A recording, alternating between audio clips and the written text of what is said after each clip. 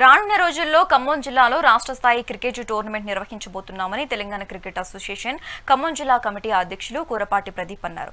జిల్లాలోని యువతతో ఉన్న నైపుణ్యాన్ని వెలికి తీసేందుకు తెలంగాణ క్రికెట్ అసోసియేషన్ ఏర్పడిందన్నారు. అనంతరం నగరంలోని కేఎల్సీ క్లబ్లో ఏర్పాటు చేసిన మీడియా సమావేశంలో పాల్గొన్నారు.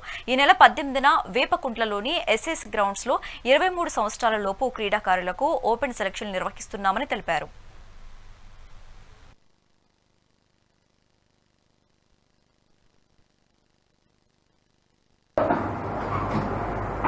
ఆల్రెడీ టీసీఏ స్టేట్ బాడీ నుంచి ఖమ్మం జిల్లా అధ్యక్షులుగా నన్ను అండ్ అలాగే సెక్రటరీగా వీరేష్ గౌడ్ గారిని అనౌన్స్ చేయడం జరిగింది. సో ఇక్కడ లోకల్ బాడీలో నాతో పాటు ఇక్కడ సీనియర్ క్రికెటర్స్ అందరూ కూడా కూర్చున్నారు. ఈరోజు కోశాధికారిగా అంటే ట్రెజరర్గా వీర్ల రవి గారిని అనౌన్స్ చేయడం జరుగుతూ అండ్ అలాగే ఉపాధ్యక్షులుగా నరాల నరేష్ గారు అండ్ జాయింట్ సెక్రటరీగా రాజీవ్ గారు అండ్ ఇక్కడ సీనియర్ క్రికెటర్స్ అందరూ ఉన్నారు.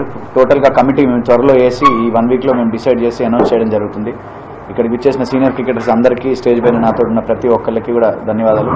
అండ్ అలాగే స్టేట్ బాడీలో గవర్నింగ్ కౌన్సిల్ మెంబర్గా ఉన్న రాధిక మిగతా సభ్యులందరికీ కూడా ధన్యవాదాలు. ఈరోజు ఈ మీటింగ్ యొక్క ముఖ్య ఎజెండా ఏంటి అంటే Telangana gold cup 2025. Telangana gold cup ప్రతిష్టాత్మకంగా తెలంగాణ రాష్ట్రంలోని అన్ని జిల్లాలని అన్ని మండలాలని కలుపుకొని ఒక రూరల్ క్రికెట్ని డెవలప్ చేయాలనే ఉద్దేశంతో తెలంగాణ గోల్డ్ కప్ 2025 ఇది ఒక నాంది. అయితే గత ఇన్ని సంవత్సరాలుగా మనం చూస్తూనే ఉన్నాం తెలంగాణ రాష్ట్రంలో క్రికెట్ మొత్తం కూడా హైదరాబాద్ క్రికెట్ అసోసియేషన్ కన్సల్టెన్సీలో నడిచేది.